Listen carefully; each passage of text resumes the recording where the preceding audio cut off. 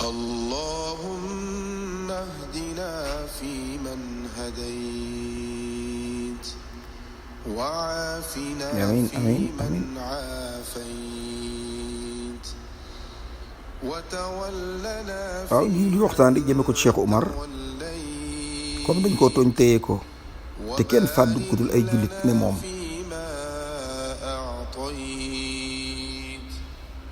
وقنا شر ما قضيت إنك تقضي ولا يقضى عليك إنه لا يذل من واليت asalaamaaleykum wa rahmatullah dañoo bëggoon a dellusi rek ci affaire Cheikh Oumar Diagne Cheikh Oumar lii ko dal du affaire famille mais c'est une affaire nationale lii dal Cheikh Oumar tous les citoyens sénégalais ñoom la concerné moo tax ñu soxloon avocat bi génn di wax ak nit ñi di ubbi seeni bopp kii du problème mu famille déedéet Cheikh est un activiste, Cheikh est de la famille des activistes, de la famille des Sénégalais yu mel ni bu amee dafay jaadu avocat bi léegi mu génne ay kàddu ba mën caa sukkandiku suñ xel dal wala mën caa sukkandiku seet beneen façon waaw ce n'est plus une affaire de famille mais c'est une affaire nationale Cheikh dañ koo tooñ ba toññeer bi ko Cheikh dañ koo tooñ ba yéeg ci koom di paccat di bajantu Cheikh dañ koo tooñ goo xam ne ay jullit a taxaw ñu fàdd seen moroom mu jullit ñu ne pat Cheikh dama ne deful kenn lenn moo tax ñu war a yéen avocat yi di leen informer ñëpp waaw monsieur Khoureychi Ba xam-xam nga yor ñëpp la bëgg ñëpp la wóolu ñëpp bëgg a defanteeg yow ñëpp bëgg a defante xam nga li ngay def waaye nun ay nit neen lañ amuñu xam-xam te it ànduñu suñ sago moo léeg-léeg Khoureychi day baax nga génn dalal xel yi dalal nit ñi seen i bopp Cheikh duñ ko téye ci kaso bi nun xam nu mu demee xaw ma yaa ngi wax ak njabootam xaw ma waaye ne lii du affaire njaboot lii du affaire Cheikh public figure la ñëpp ci bokk waaw ba tax na bul déeyoo information bi na information yi génn ci bitti kay wax bis bu ne defal presse conférence dégg naa tey sax amoon na presse conférence boo xam ne def lañ ko danaa jëli Mohamed Gueye laaj ko nu mu demee parce que nag dañoo war a xam bu ñu tëddee rek tëdd di xaar ba kañ amuñu droit téye ko nañ bàyyi jàmbur mu dem yoonam waaw Djibril War jàpp ko du dëgg sëriñ si ñoo ko jàpp du Djibril War droit la def comme yow Djibril wóor na ko ne amul benn lu mën a présenter comme témoin lu tax ñu téye Cheikh Oumar Djibril War ko tooñ moo ko wooyee ni ko góor jigéen ga ñëwoon ca tableau ba nga xam ne ay warkat lañ muy ànd sàmm tarixa yi ñoom ñëpp lañ boole loon wax ci sépp kenn yóbbu téye waaw Djibril War Cheikh dafa juum parce que li alxuraan wax Cheikh waxu ko Cheikh it tudd ko mbaam mi sant Waar la wax te mbaam a gën Djibril War mbaam a ko gën waaw Djibril War nag ubbil na buntu sëriñ si nga xam ne ñoo doon porté plainte mënuñu koo jàpp mënuñu ko jéem nañ ba tàyyi dara sottiwul léegi il faut la Djibril War dugg daal di rocc ko génn ñu daal ñoom ñu téye ko di xatari nañ bàyyi jàmbur mu dem doomi jàmbur la yor njaboot war leen a dundal Khoureychi da ngay génn génnal leeralal nu xam bu mbokkee xam rek xel yi dana dal bu fekkee ne xeex a jaadu askan ñu génn Cheikh ci kaso bi ndax wuru caa ne nin ko jàppee dama ne wóor na juge yi wóor ñëpp ni jàppe wuñ ko ci dëgg du darul ab sëriñ ñu ko jàppulu ab sëriñ dañ koo tooñ Djibril moo woote ci télé bi ni yéen ustaas yooyu ay góor jigéen ngeen ci daara ji leen ngeen ko jële moo ko wax nga di ko dégg yow Cheikh mbaam mi waar te Djibril War bu delloo ci alxuraan mbaam a ko gën ba mu cabaxalee ba dugal Cheikh dafa rocc ko dem yoonam kenn gisatu ko mooy ay combine yoo xam ne teguñu ko fenn loolu nag Khoureychi war nga koo dépassé war nga xam ne lii ay manipulation la war ngaa xam ne Cheikh ab jullit la woore ci kaso bi te jaaduwul Djibril War doo ko dégg mu wax parce que xam na ne jàpp ko ci yoon kilifa yi diine yi nag di yable naan danaa ko yar ak nan yar seen bopp ba noppi da nga yar sa bopp ci na ngay waxe waaye dox comme jigéen mënu wax comme góor te doonum ponkal ponkal moo xam ne si ne yorul làmmiñ ko ñëpp ngoni ponkal ñu lay jottaleel te nga yor si làmmiñ war a wax ah ay kàddu dee su ko yóbbante da ngay dikk wax ko ñu xam ne ngay waxee lan ci sa bopp ñu xam ne yow ah mais nañ bàyyi Cheikh ngir yàlla mu dem yoonam nan ko bàyyi mu dem ngir dem yoonam yaa ngi ciy góorgóorlu xam naa ko avocat yi ci ànd ci góorgóorlu xam ne mais union des avocats comme ni ko américains yi defee fii war ngeen ko ma def Sénégal bu benn avocat ne ci dëgg avocat yëpp dañoo woo ñu ko di ki jàppale ko waaw cabinet yëpp dañoo di ki jàppale ko looloo xew ci réew mi looloo xew fépp ci réew mi civilisé yi mais piété les droits de l'homme dafa baaxut ki avocat bu gis lii dégg lii rek waroo xaar ñu di la woo da nga war a sol sa daal di topp ci ginnaaw xuree si ba ñu lijjanti ko loolu mooy liggéey noonu la ñuy liggéeyee ah waaye boo ma joxul xaalis noonu xewul fi Amérique ah Amérique boo amul avocat daañu xool tribunal ñetti avocat la lay may te public bee koy fay ñett mandat dépôt yi du dara dañuy fen ko pour sonal nit ki la sonal nit ki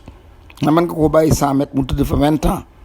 waaw doo ko woo mukk bàyyi ko fa mu tëdd yooyu même da nga jël avocat mu ne bàyyil gaynde bàyyil dama koy dóorlu mandat dépôt juge bi laa mu defal ko mandat dépôt waaw léegi jox ma nangam ma joxe juge bi pour ñu tëgg ko mandat dépôt loolu moo fi am mandat dépôt ñu sànni ca ginnaaw ngay rang ndax doo mën a kaas ndax bis bu ne am na koo xam ne fi nga ko fekk ah te wooguñ ko kon foog nga muñ technique yooyu ngeen def dafa xewi waaw ñëpp leen jépp ci lu mel nii dama ne tey nit mandat dépôt mu tëdd ànd ak fukk ñoo xam ne ñoo ko fa jiitu te kenn woogu leen ah day accepté ni ci rang gi loolu xam ngeen ko mu dee Khoureyssi Ba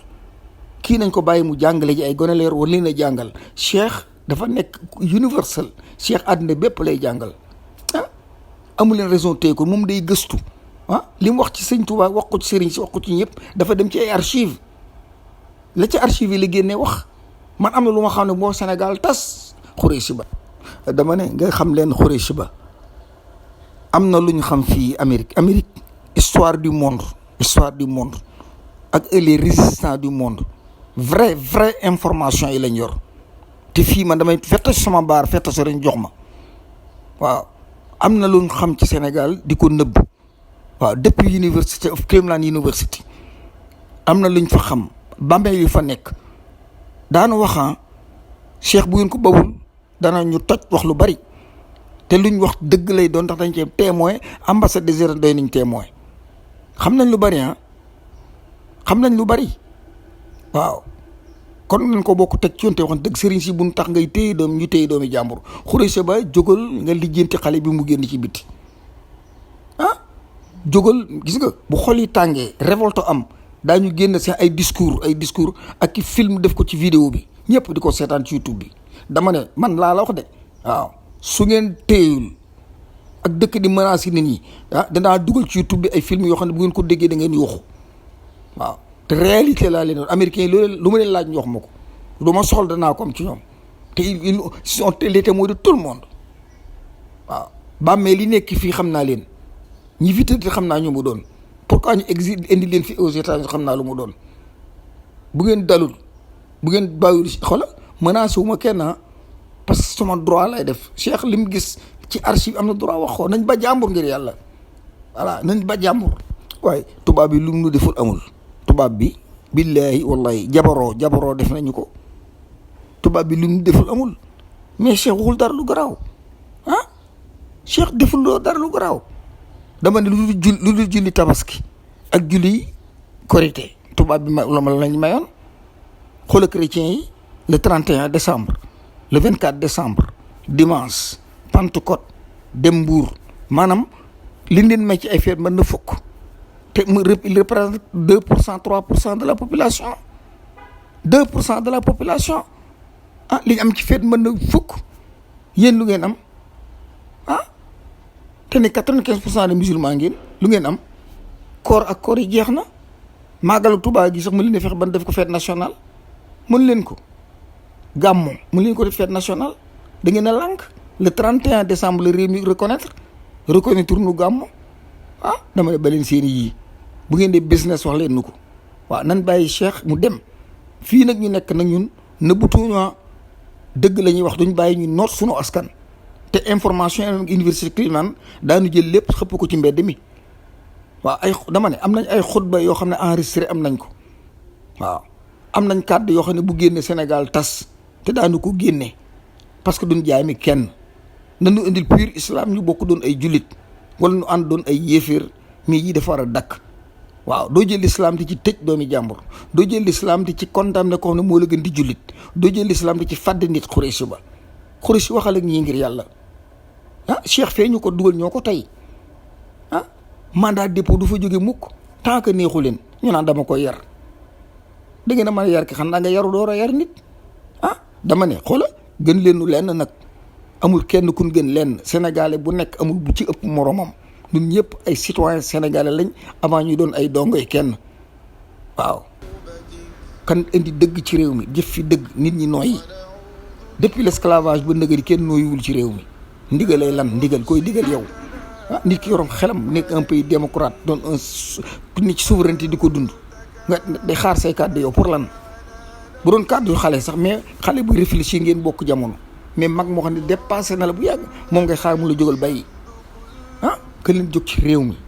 yëpp ay tappale la ay caaxaan na kan jóg ci réew mi Sëriñ Tuubaa jaanam wàcc na Alaaji Maalik jaanam wàcc na liggéey nañ ba sonn ba noppal na leen ba ñu noppalu noonu xale ñu futti ku dem liggéeyi tappale yi nañ ko bàyyi Cheikh jotu la kenn dara la ca archivé la liir te am na yu ko gën a garaaw Cheikh ñemewu koo wax waaye daan na ko wane de waaw ci sur le plan général laa la wax waaw waxuma rek jëm ci côté sëriñ waaw kër yi doon naa fekk ka màkkaru sax xam nañ leen waaw kër yi nga xam ne dañoo collaboré na tubaab bi di surveiller Alaaji Maalik dëkk Tiwaawan xam naa leen kër yi nga xam ne ay màkkaru la ñu woon dëkk ci Bawol googu di gëstu Sëñ Tuubaa di ko topp ko jaxase ko ak tubaab bi xam nañ leen tey ñooñu ñoo uuf nag alal ji bëgg koo dunde te muy loo xam dama ne kan waxante dëgg waaye nit ñi dañoo sonn suuf si xam dañ koo bokk joxoon ko seen i baay génn àdduna léegi dañ koo luwee tubaab bi lañ koo luwee ay milliards lañ leen tubaab bi fay ñun dëkk xiif diwlin ju bon ji nga xam ne Chine lañ ko jëlee di ko lekk du dara muy huile de caniveau damay tiit man dem naa Chine gis naa diwlin ji ni muy ji ngeen lekk xam naa ko diwlin huile de caniveau la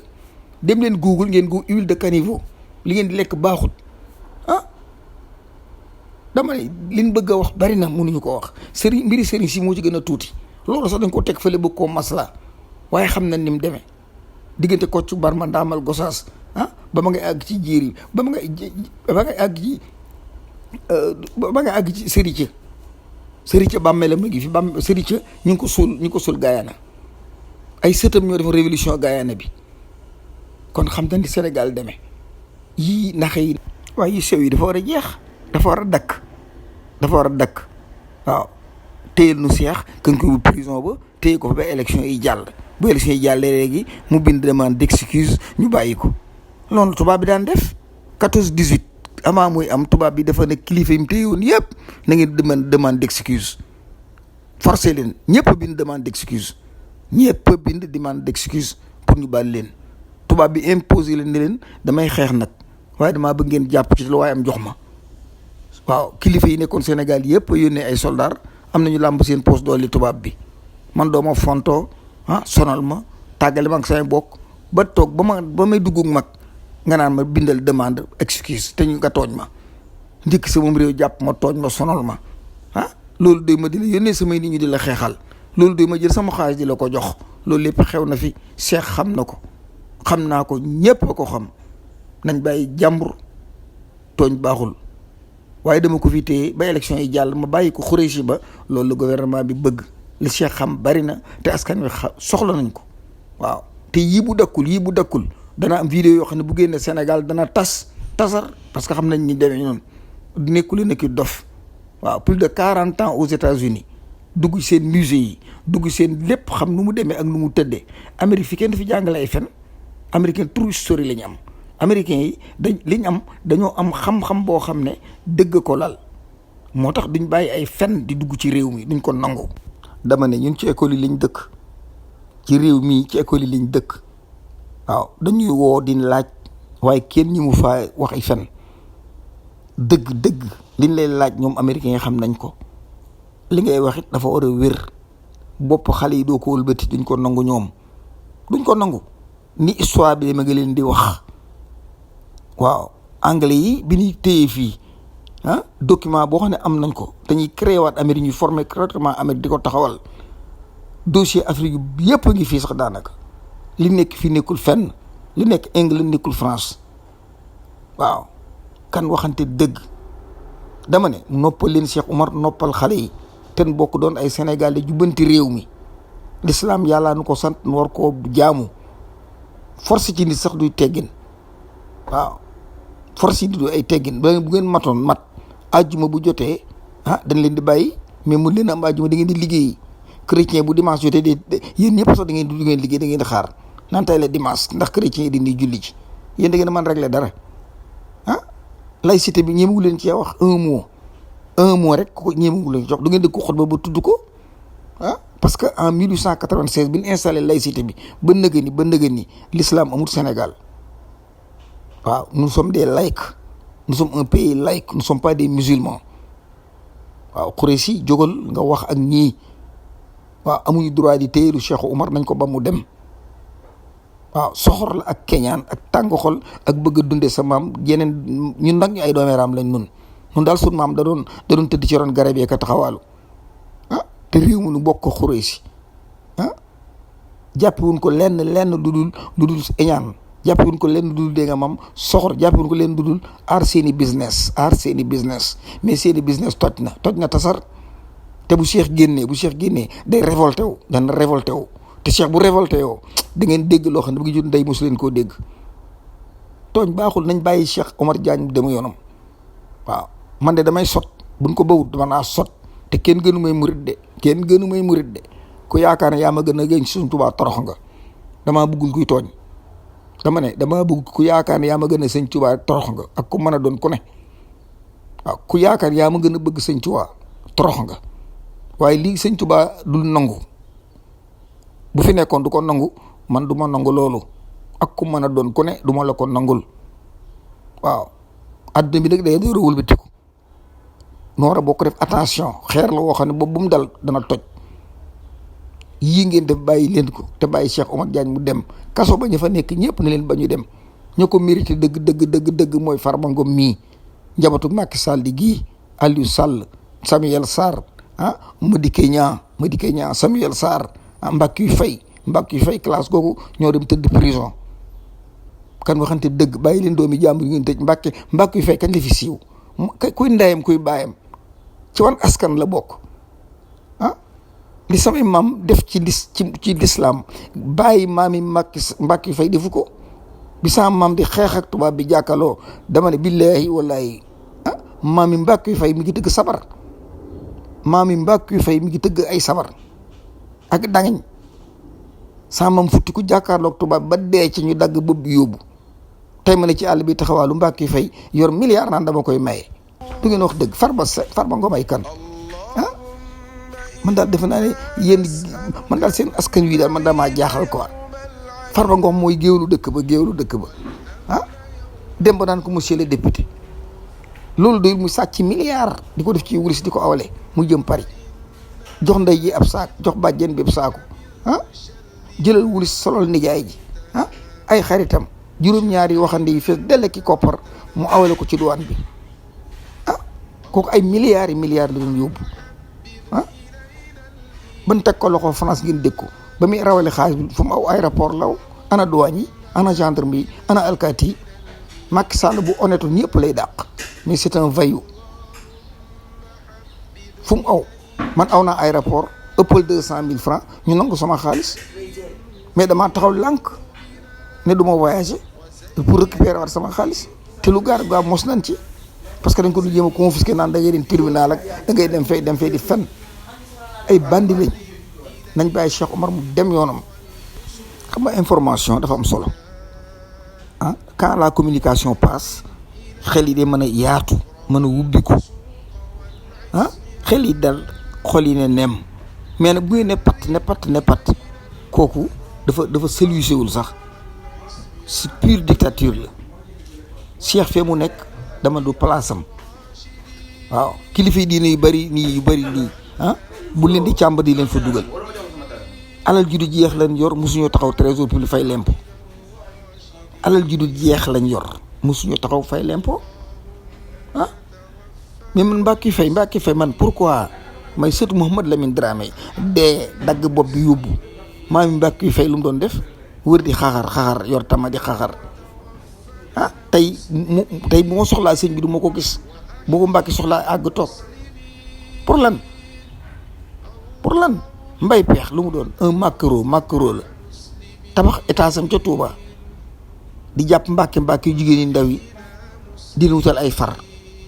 mbay peex loolu rek mooy liggéey mbay peex jàngut te dama leen di ñaan ku ko invité ci débat ne ko taril ma Faatiha du ko tari dama ne Faatiha xoolaa 11 bi naas mënu koo tari mbay peex mënut a nodd ak la mi li muy rëy mënut a nodd indi leen ko ci télé bi ne ko noddal ma wala li xaamal ma du ko def dëkk biir Touba ne ca kaw jàpp yenn caga ji di leen wutali ay far macro tey fu mu bëgg gis sëñ bi àgg gis ku mu bëgg gis la fu mu taxaw da ngay tiit ba may ko xaalis mel dañ ko ragal ak laa mi ñu réyoo dagg ko lañ waroon a def parce que l'islam dagg na ko xuree si jógal am na collectif boo xam ne dañuy défendre Cheikh Omar waaw waa nitu dëgg yi ñoom Cheikh Mohamed Gueye ak ay groupe lañ yoo xam ne ci xale yoo xam ne dañoo ànd booloo di défendre Cheikh Omar koo ci woo laaj ko man de xaw ma ci dara moom de démb amoon nañ presse conférence moom de nangam te xale yi dañoo sonn xamuñ ci dara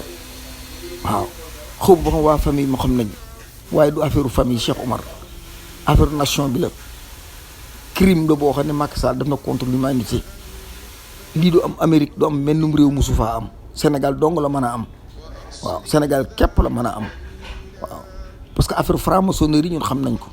ces formes de codification xam nañ ko liñ ci wump bariwul nañ bàyyi Cheikh Omar mu dem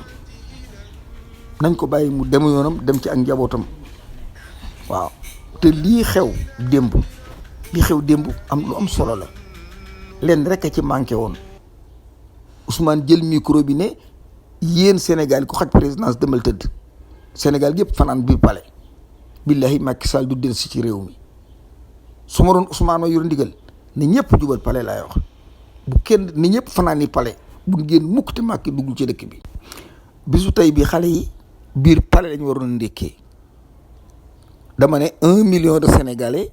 dans le palais kaw garab yeeg gazon beeg douche baag néegu Marème Faye Sall ñu daaj ji génne mar lay ci biti xale yi tëdd ci bureau Macky Sall ak bureau yëpp xoola 1 million de Sénégalais dans le palais loolu la ñu waroon a def loolu lañ ab xeex day mat sëkk looy tàmbali boo ko mënta àggali bu ci dugg te wolof dafa ne lépp loo xam ne da nga koy mujjee booy nga jëkke ko te jekk woon nañ ba pare plus de 1 million de Sénégalais place de l'Obélisque dafa ne genn wàll gi tey mën noonu yeewoo palais kenn du leen fekk di leen rey te kenn mu leen di wiide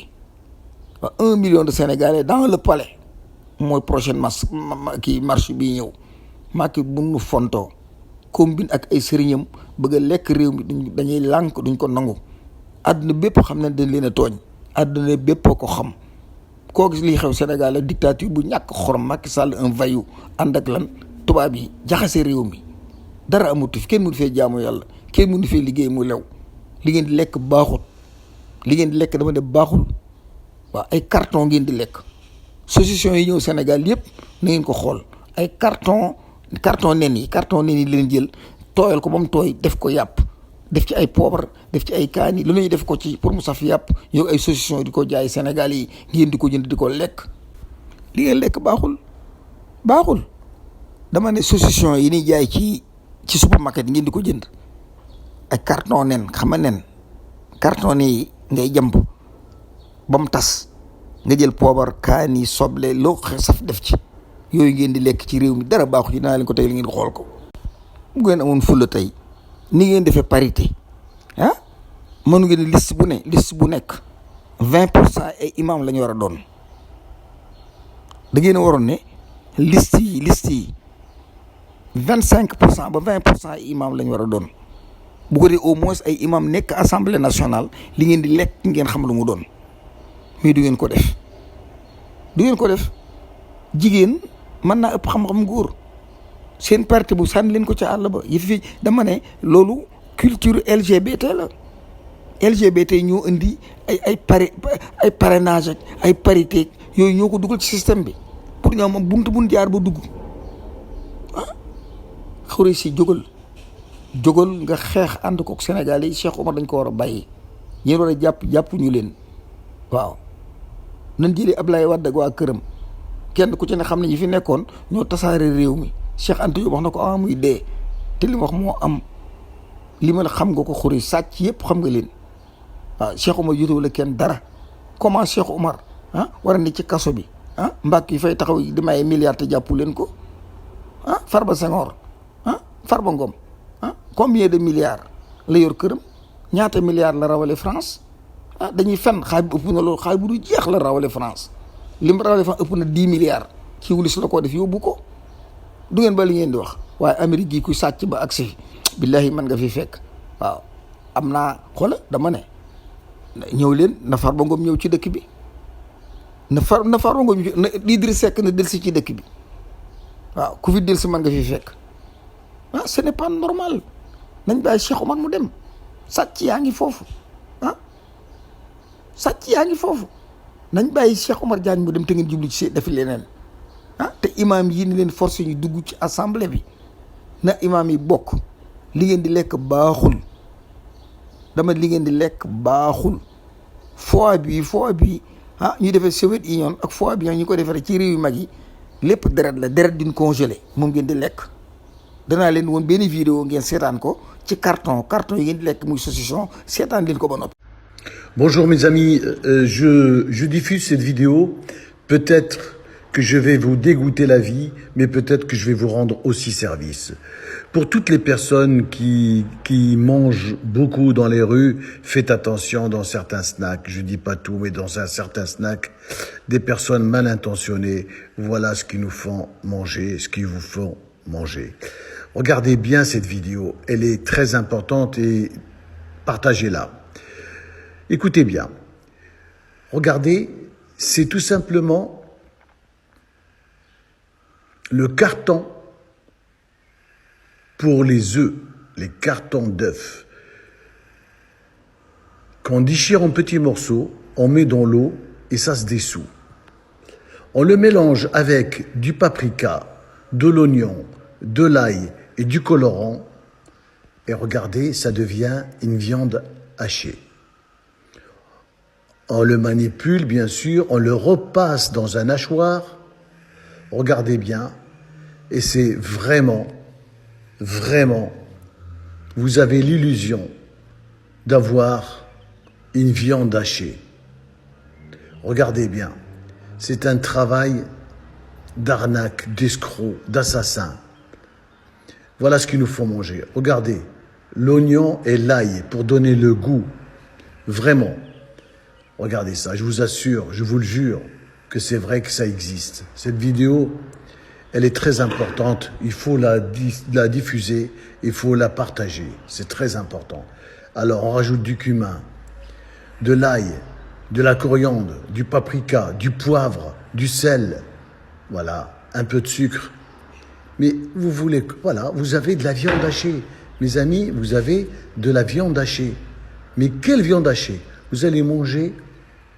du carton d'emballage pour œufs. On prend le pain pita, on met dedans cette fameuse viande qui n'est pas viande du tout. Voilà, on aplatit, on met dans le pain pita comme un genre de petit kebab. Voilà, et vous allez voir, ça va passer à la poêle en huile, un peu d'huile d'olive. Voilà, c'est fait, regardez bien. Et après, on va passer tout ça à la poêle. Regardez, la cuisson va se faire bien rôti, bien croustillant. Vous voyez que du feu. Regardez bien. Voilà, on rajoute un peu d'huile d'olive pour donner du goût. Et il y a une odeur, bien sûr, qui n'est pas nauséabonde. C'est une bonne odeur. Il y a de l'oignon, il y a de l'ail, il y a des épices, l'huile d'olive. Voilà, le pain est croustillant. La viande est pour ainsi dire cuite. On va couper en morceaux et on va servir. Et vous allez payer ça 7,50 €, 8,50 €, direction cimetière ou l'hôpital. Regardez ça. Voilà. Vous voyez que du feu, mes amis. Ça, c'est la bouffe de rue. Faites attention. Il y a des escrocs, des gens malsains, des salopards, des connards. Je m'excuse du terme, mais c'est des assassins. Regardez, et vous allez manger ça. Regardez, regardez. Le cartonnage pour œufs, c'est ça. C'est ça. Ça se dessout dans l'eau. J'ai fait le test, mes amis. Je vous assure que c'est vrai. Ça se dessout. Regardez. Regardez. Et là, vous allez manger. Nickel. Voilà. Et attention à la digestion. Attention aux maladies. Attention au cancer. Attention à l'hospitalisation. C'est des gens qui n'ont pas de scrupules. C'est méchant. C'est pas bon. C'est pas bien. Pour gagner 3 francs, 3 sous, et pour nous emmener à l'hôpital et au cimetière. C'est pas possible. C'est incroyable, mais vrai. Regardez bien. Voilà, regardez bien. C'est pas un mensonge, c'est la vérité. C'est la vérité. Vous avez une viande hachée. Voilà, plus que réel.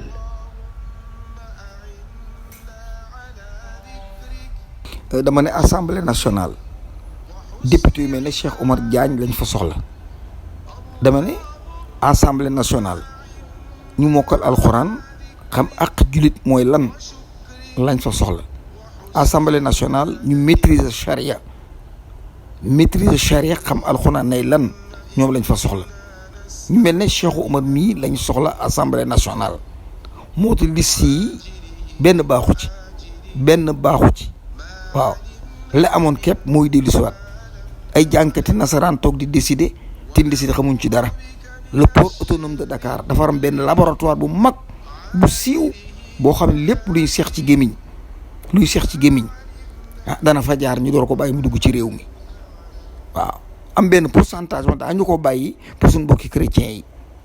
mais ce n'est pas normal foo defar say carton mu doon ndawal nga yenu indi ay comprimés yoo xam ne Dubaï lañ koy defaree du ko dugal ci réew mi Chine ba kër sëñ bi tey mooy ravitailler ay garab pharmacie nekk Dakar yu ci bëri 80% yi boo demee Touba 99% yi valable lu da ngay ubbi sa magasin rek jël say garab tàmbalee jaay ñuy posé ne réew mi ngeen di Cheikh Omar naan Cheikh Omar moo fi ne lii ñàkk jom képp la mais xooli si na ngeen jóg jéem a jubbanti réew mi waaw. dama ne réew mi du lijjantiku ci parti politique c'est la révolution et l'heure de la révolution tous les Sénégalais doivent être ensemble réunir avec du patriotisme pour lan gérer réew mi jot seen i souveraineté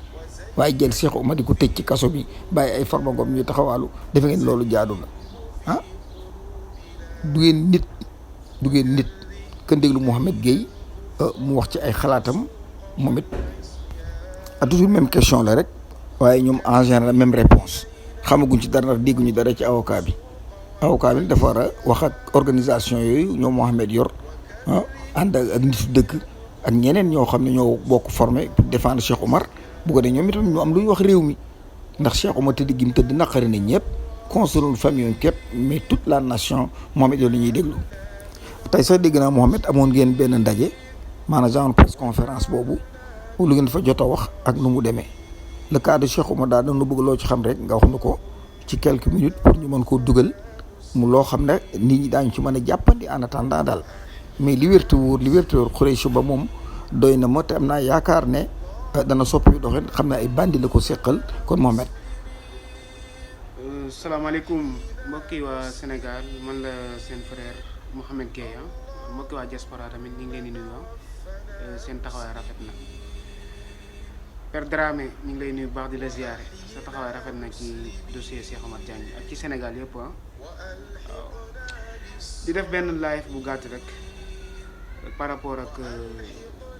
conférence de presse bi nga xamante ni waa Colicot collectif pour la libération de Cheikh Omar Diagne def nañ ko tey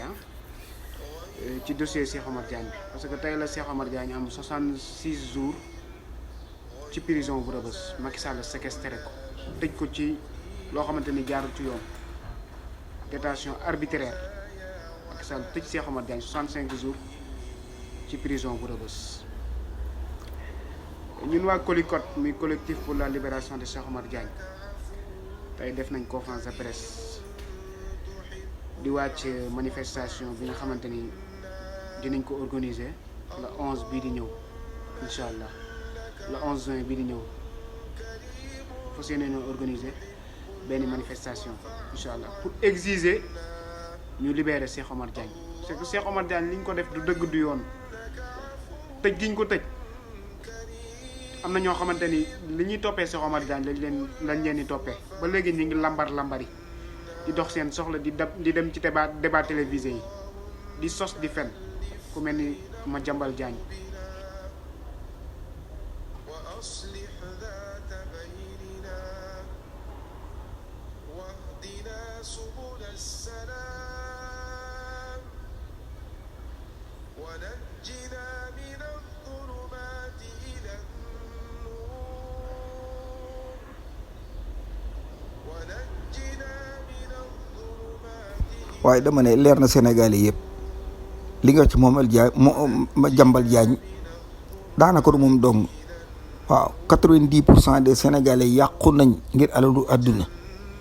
sawara ci boppam Sénégalais yi nekkatul ci seen bopp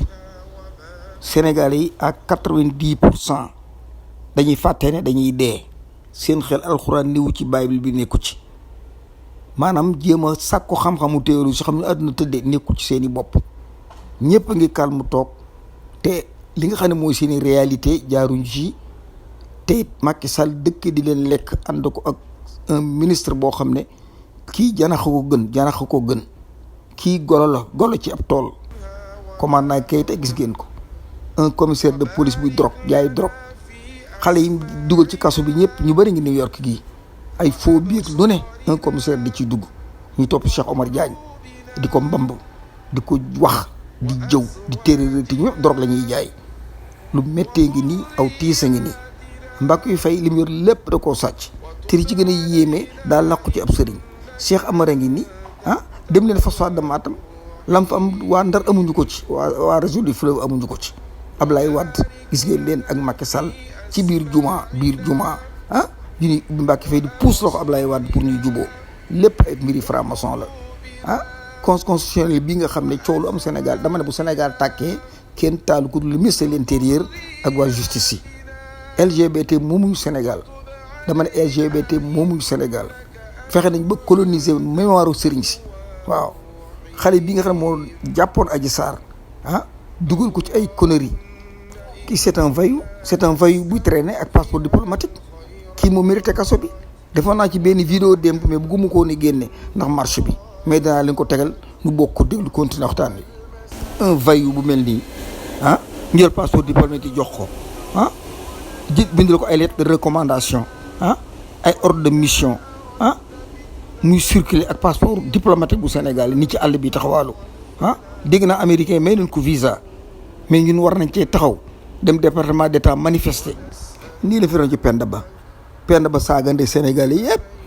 passeport diplomatique leen ko jox wutul ko salaire yóbbu ko Paris wutul ko appartement sa vayu la kii bu démb dér sunoon ay maamam dañuy wër di feesaan ay xar dañuy wër di tëggi sabar xëy di xaar tey ñu favoriser ko teg ko ci bopp Sénégalais yi lii du dëgg du yoon libéré Cheikh Oumar da ngeen ko bàyyi par force waaw ñu des Khoureychi Ba avocat nga jàng nga xam nga li xew culture réew mi xam nga ko tappalee ci réew mi dara umpale ci waaw del communiquer ak peuple bi communiquer ak bokki Cheikh communiquer ak noonu parce que kat problème mu Cheikh bi ñun ñëpp la concerné da doon défendre l'islam ba faf surux di défendre la république ba mu problème di défendre dëgg ak liberté ba lii fekk ko ci boole nag ay wor ndax ñoom àndaloon ba coow li dab ko kenn déggatu leen ñeneen ci nekk ci xal di ci kurti waaw dañoo bëgg daal ngi ubbi suñu bopp loolu dong waaw mbir mi loolu dong la loolu rek lañ bëgg bu bopp yi ubbi ko rek te dellu ci yàlla tey ñaan ndax ab julit foog muy ñaan di aar boppam ñaan ci jaamu yàlla la waaw kon bokk di ñaan te ñaan jàmm ci réew mi waaw Cheikh Oumar nag dañ ci bëgg yàlla na ko buur yàlla defal mu génn ci jàmm continuer les mêmes combats parce que li muy xeex waaw ñaan yi mënta ñàkk kan ñaan rek kan ñaan te dolluy góorgóorlu nag ñaan dafa ànd ak góorgóorlu la war a àndal waaw ñu ñaan jàmm te bàyyi Mouhamed Gueye continuer gën noo leeralal ay leeral yoo xam ne xëy na xamuñu ko woon waaye buñ àndee bokk xalaat rek am ndam. boo xamante ni famem dañ ko yaakaar ñëpp a ko yaakaar famem yaakaar ko doomam dafa war a def examen ren Cheikh Omar Diagne doomam dafa war a def examen ren ñu tëj ko ci kaso bi mais doom ji est-ce que dina am moral bu baax pour mën a jàng sax mais loolu dafa ñaaw yaayam dégg naa dafa feebar Macky Sall di jàpp doomu Sénégalais yi di leen tëj nu mu ko neexee parce que mosoo mas koso yow Macky Sall mosoo dugg kaso lu baax na di lancer message sénégalais yëpp mobilisation bi ñu gis démb moom lañ bëgg a gis le 11 bi ñëw incha allah pour ñu exiger la libération de juge Mamadou Seck dossier bi yóbbu ngeen flagrant délit ngeen ko doon yóbbu ngeen àtte ko mu gaaw parce que diffamation mosuñu cee tëj kenn ci Sénégal flagrant délit ngeen ko doon yóbbu ngeen jël dossier bi chargé Cheikh Omar Diagne injure publique dafa menacé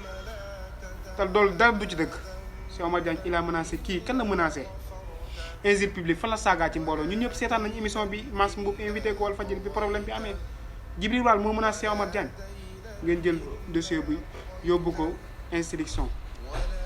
mooy dañuy ubbi information judiciaire juge bi mën na toog heure bu la neex mu woo la mën na ko tey la am 66e jour ci kaso bi détention arbitraire jaarul ci yoon waaw li gën a garaaw dañoo xañ Cheikh Omar Diagne léegi ay visite tey daa am suñu camarade bu ñu naan Ousmane Sarr dafa dem ci prison bu Rebeuss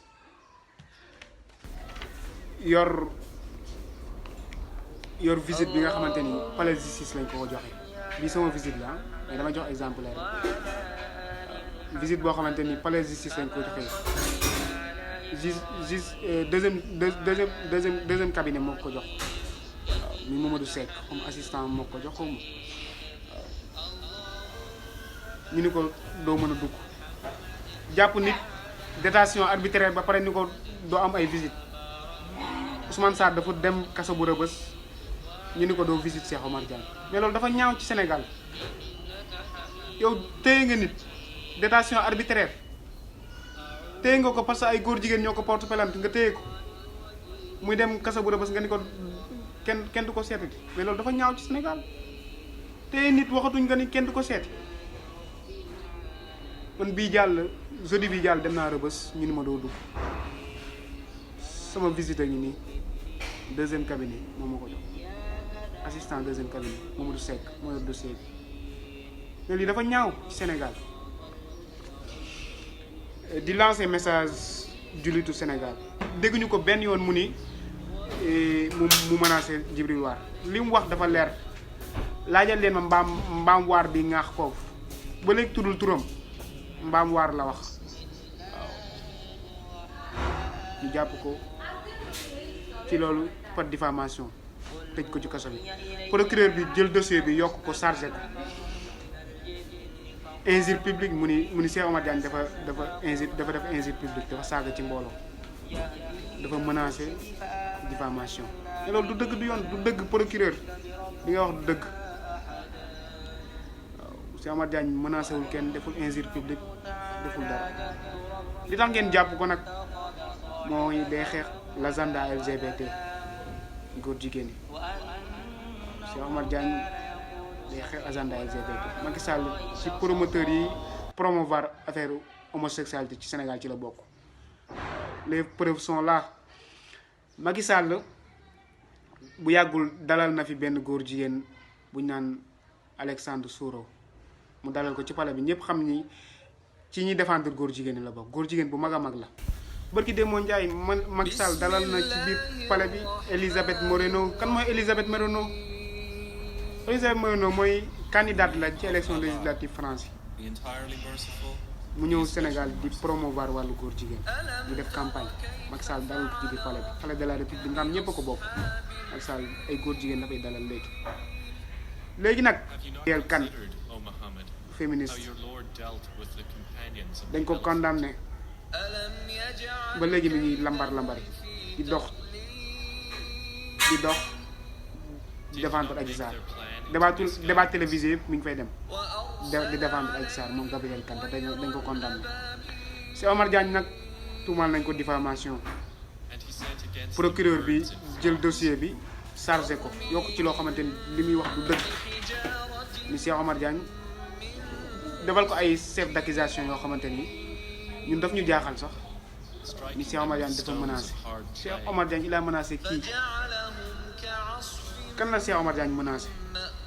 contraire bi moo am Djibril War moo menacé Cheikh Omar Diagne parce que ñun ñëpp seetaan nañ émission bi mu amee muy émission Mass Mboup Walfadjri Djibril War menacé waa ànd sàmm jikko yi ni leen yéen est-ce que bi ngeen di doon xale sax ay góor jigéen tëddewuñ leen ba pare ni Cheikh Omar Diagne dinaa la def ni ñuy def jigéen dinaa la yar bëccëgu ndara kamp